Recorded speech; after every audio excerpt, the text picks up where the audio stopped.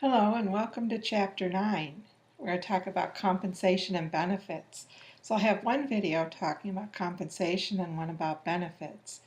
And I especially like this chapter because most of my career in HR was spent in compensation and benefits. And after you learn about it, you're probably going to think, how could she possibly have done this for 20 years? But I really liked it because I've always been analytical. My undergrad degree's in accounting, so I was kind of a good fit into more of a financial HR position. And I always liked that I could impact the bottom line for the company in this position. You're dealing with the greatest cost of the company, compensation, benefits have a huge cost. So it can have a lot of impact, and that's why I always liked it. So I hope you find it interesting as well. So compensation, we also refer to as total compensation. And when you hear total compensation, what that means is base compensation, either hourly or salary, pay incentives, things paid to employees for good performance, and benefits, the non-financial, the indirect compensation. And if you think about it, compensation tends to form a psychological contract with people, and it means a lot to people. They attach their self-worth to their job and to their compensation. Okay, so kind of keep that in mind, and that's why it's a very important component of the human resource system. Okay, so total compensation, said, is very expensive. It's the single most important cost in organizations. About 60% of the total cost of an organization can be attributed to compensation and benefits. So having a strategy and doing planning is really critical. And if we do this correctly, we should be able to improve cost efficiency. When we look at labor costs, like I told you about impacting the bottom line, you're able to do that, in this area. We have to ensure legal compliance. Certainly, we'll talk about the laws concerning comp and benefits. It also helps with recruitment. Of course, the more compensation and the better benefit package we have to offer, the more attractive, a company will be. And then lastly, it can reduce morale and turnover. People tend to stay at organizations that pay well and have a good benefit package, and it's very important to employees nowadays, especially the benefits part, if you think about it. One thing I wanted to talk about, and this is actually from chapter 13, where we talk about motivation, but it really applies here in compensation, and that's equity theory. And you also learned this in Management 300, so this will be just kind of a little review. And this is J. Stacy Adams' theory, whereby he found that people tend to make a comparison of their compensation based on reverend others or other people that they associate with. Okay, and the problem with this is it's perception. Okay, and we're talking about perception being reality, and research has shown that satisfaction isn't about the amount of pay someone receives, but it's about the perception of equity or equality. And that's why this theory takes on so much importance in the compensation area. So what this consists of, people put things into their job. These are the inputs, you bring to a job, your education, your effort, your skill, your abilities. You bring all that to a job, all your knowledge. Then you have outputs. That's what you're getting for your effort, your pay and your benefits. So what people do is judge if they're being paid equitably by comparing their ratio of outputs divided by inputs with other people, known as referent others. And what happens if they're, a person perceives as the same, there'll be equity. But if they're not the same, there's inequity. And this inequity causes people to experience tension or some sort of dissonance, like an uncomfortable sort of feeling. Okay, especially when the ratios are less than that of the referent others, and they feel they're underpaid. If your ratio is greater, you feel you're overpaid. I'm not sure that's really not such a important situation as the feeling of being underpaid. So this feeling of this uncomfortable feeling happens, and employees feel they have to do something to resolve this tension. And you might kind of think, what are some of the things, that employees may do, okay? And they could decrease their inputs, or they could leave the organization, okay? They could exert less effort, engage in absenteeism or tardiness. And if all that fails, then they'll escape the situation, they'll find another job. Okay, and as it says, overpaid is really not considered to be that, much of a problem. So based upon that theory, keep that in mind. I said that's from chapter 13 on motivation. So I'll kind of cover that little chunk of it here. You might want to go there and read it, though. It's a pretty interesting theory. So employees think that their pay is equitable when they think that three things are happening.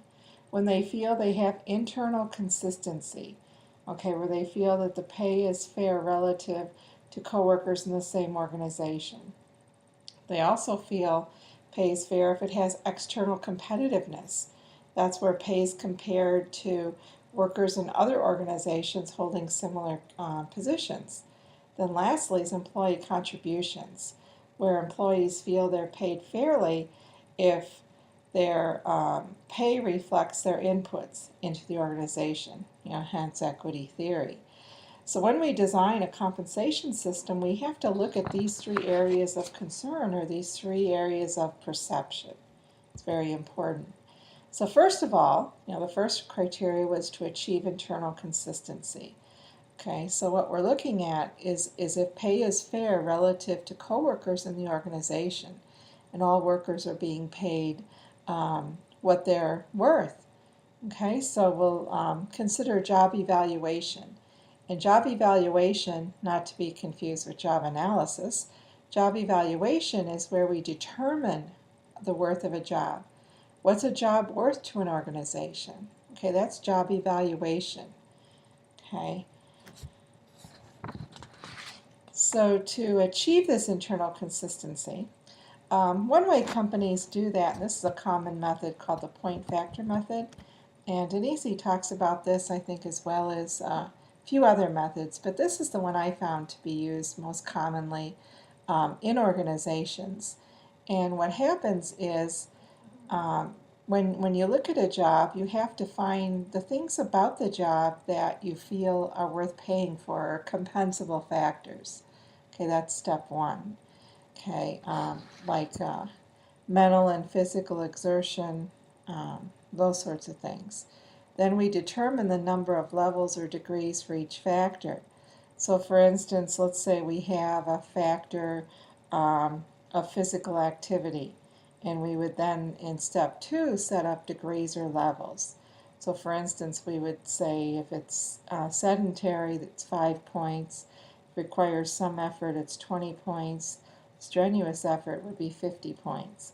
Okay, so we assign points to every compensable factor about a job. Okay, and then, just depending upon the number of levels of degree.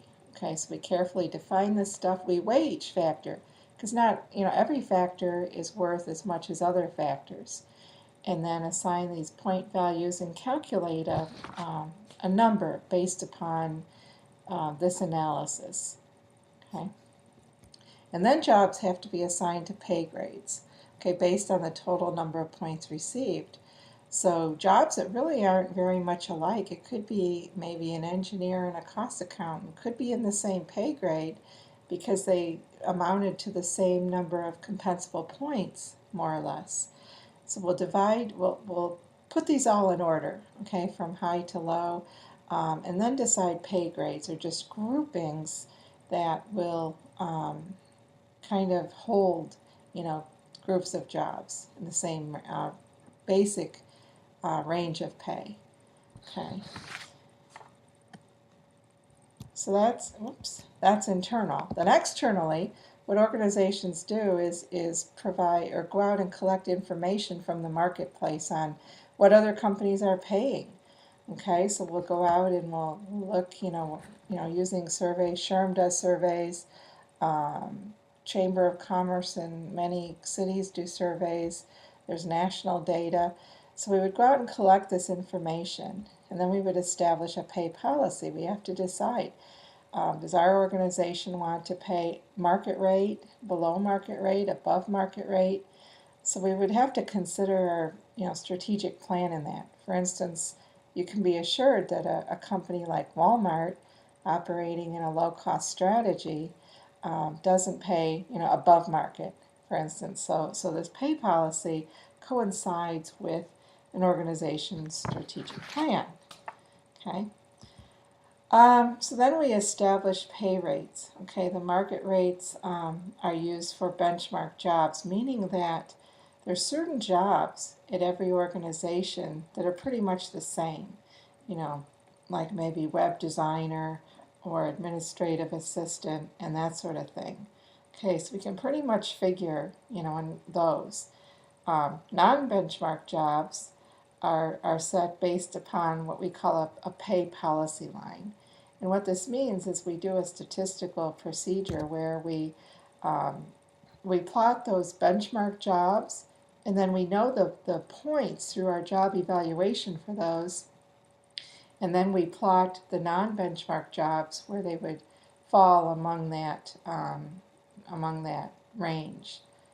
Okay. So then we have to recognize employee contributions. Okay, we have to establish a pay range for each pay grade, and then decide where to place employees in that pay range. Okay, so what happens is for each pay grade, we may have, say, 10 pay grades in our organization. For each pay grade, we establish a range. We have a minimum, we have a maximum, and we have a midpoint. And most organizations will bring, for instance, entry-level employees in at the lowest point. Someone has some experience, then they're brought in, somewhere mid-range or above. Okay.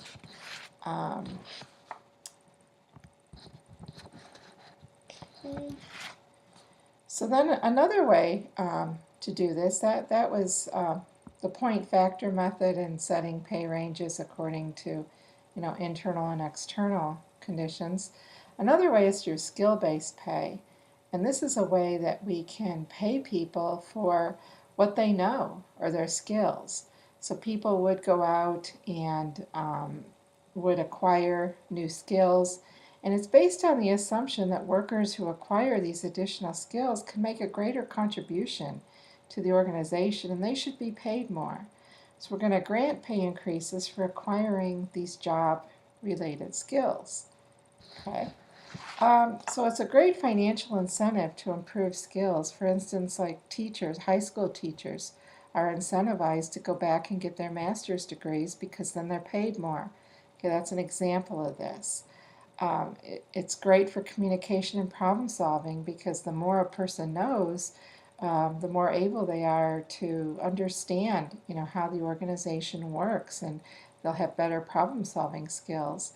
But it can, obviously going to cost more, and we may be actually creating inequity because someone is going to be paid for their skill and they may not be using it, and they're working next to someone who didn't acquire that skill and is being paid less.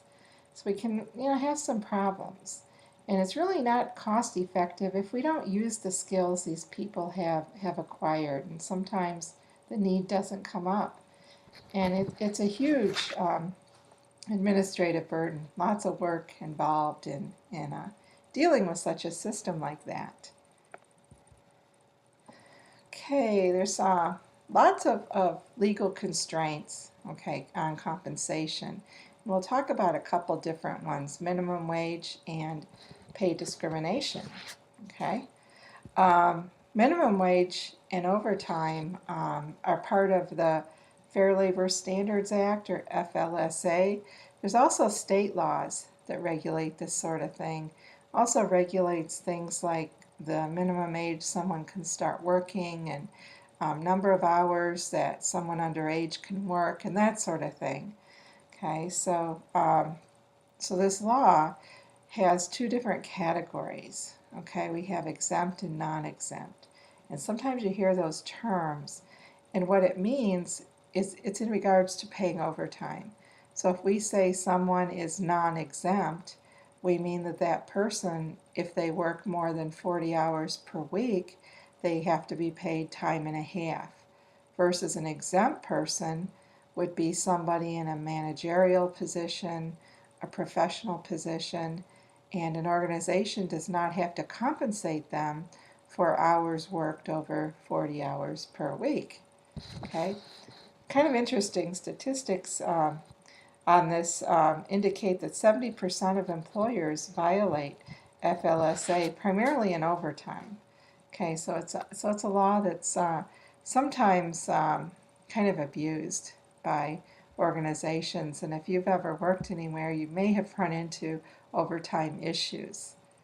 Okay, minimum wage, okay, is also set by this. We talked about overtime provisions, pay discrimination. We talked about the Equal Pay Act back in Chapter 2. Some other issues to do with pay. We have gender pay gap and comparable worth I'd like to talk about. Okay, as we talked in Chapter 2, the Equal Pay Act of 1963 prohibits discrimination in pay based upon gender. Okay, and this law, I mean, keep in mind, it's very specific. It's equal pay for equal work. Okay, so it doesn't account for jobs we consider to be maybe predominantly female, for instance, and may not pay as much. I mean, who's to say the worth of a nurse is not more than the worth of some male-dominated job, maybe engineer? Okay, so that's what equal pay is, very specific. It's equal pay for equal work. So I can't compare engineers and nurses and that sort of thing. Okay. And we talked in Chapter 2 how even though we've had this law since 1963, there's still a gap as far as pay between men and women. And you can kind of review what we said back then, but another concept that kind of came out of this is something called comparable worth. And comparable worth considers equal pay for equal worth rather than equal pay for equal work. And what this means that even if jobs are dissimilar, employees should receive equal wages if overall worth to the employer is comparable. If we go through that whole job evaluation and the points come up the same for jobs, they should be paid the same because that's the worth to the company. Okay, so kind of keep that in mind. And to win comparable worth cases, if someone were to bring forth a case that, you know, they're not being paid the same, even though they can't bring it under the Equal Pay Act because that's equal pay for equal work. So these cases are brought forth under Title VII for gender discrimination. Okay, is the place where these sorts of things kind of play out. Okay, so here's an example of a case in 1981. We had female prison guards being paid 30% less than male guards, while the difference in worth was only 5 to 10% per job evaluation. And the Supreme Court ruled on this and found it was intentional discrimination under Title VII. Okay, that would be an example of that sort of situation. Also, make sure you watch the video about Lilly Ledbetter and the Fair Pay Act.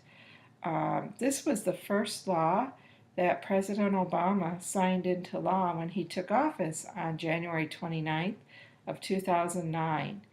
Okay, so a very interesting, compelling story that Lilly Ledbetter had. And if you watch the video, you'll of course pick up that she was awarded $3 million for her lawsuit, but never collected a penny, because what the Supreme Court said was that she filed a complaint more than 180 days from receiving her first discriminatory paycheck, therefore making it invalid. Okay, so Ms. Ledbetter went forth, to Congress and had the law changed, in order to protect women, coming up in a similar situation. Okay, so make sure you read that or look at that. I think it's an extremely interesting case. Okay, and I think that's it for compensation. Okay, I hope you found it interesting, and we'll see you soon. Thanks.